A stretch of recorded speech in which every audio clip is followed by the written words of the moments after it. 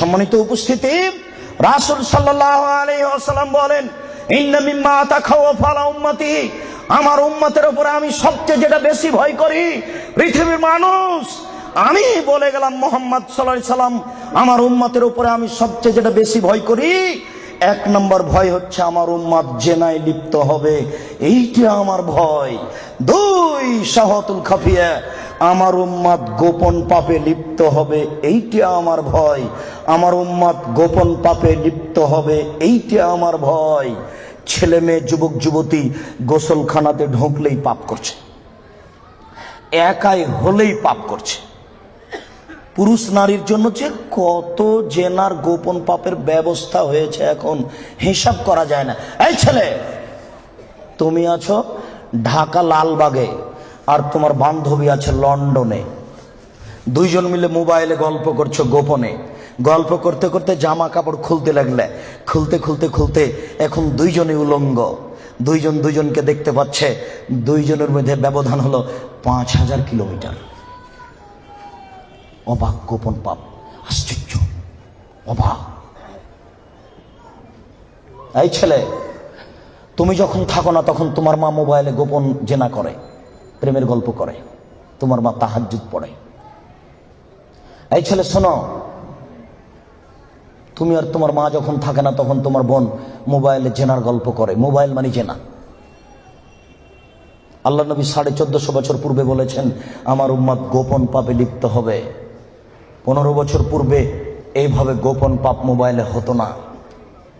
20 বছর পরে আরো গোপন পাপের কত পথ বের হবে তা আপনাকে আমি এখন ভাষায় বুঝাতে পারবো না।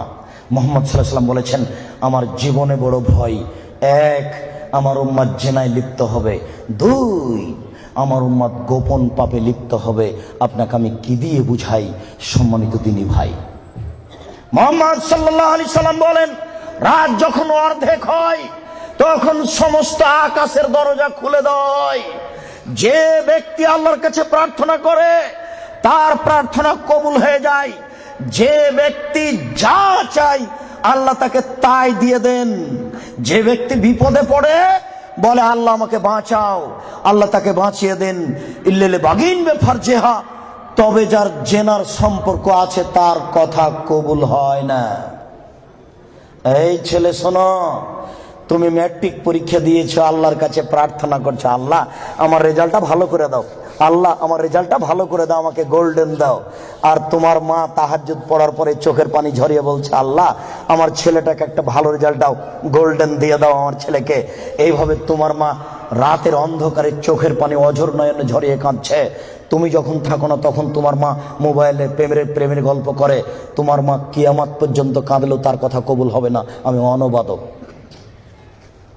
আমি বুঝাতে পারলাম না।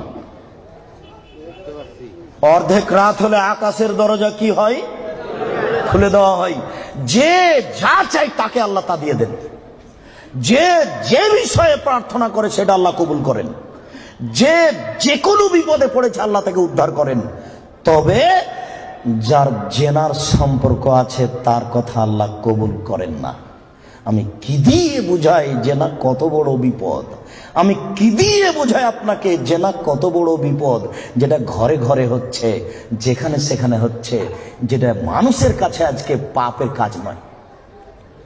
শোনো, মুনাফিকি করো না বক্তব্যের সাথে। এই ছেলে, তোমাকে আমি কঠিন ভাবে বলে যাচ্ছি, তুমি বক্তব্যের সাথে মুনাফিকি করো না। এখান থেকে উঠার আগে মোবাইলে যত মেয়ের নাম্বার আছে তুমি কেটে দিয়ে উঠবা। জিন্দেগিতে কোনোদিন কোনো মেয়ের সাথে গল্প করো না।